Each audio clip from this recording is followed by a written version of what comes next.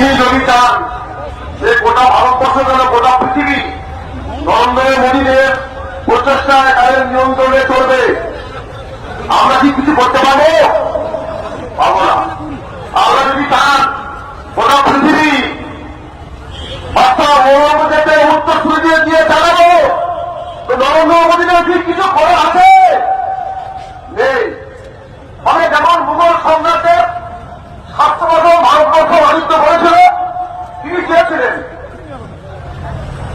এখনো যদি তিনি চান যে পশ্চিমবঙ্গে গেল ওরা ভারতবর্ষের সংখ্যালঘুরা যদি সংখ্যাগুরু হয়ে যায়, তার কিছু করার আছে?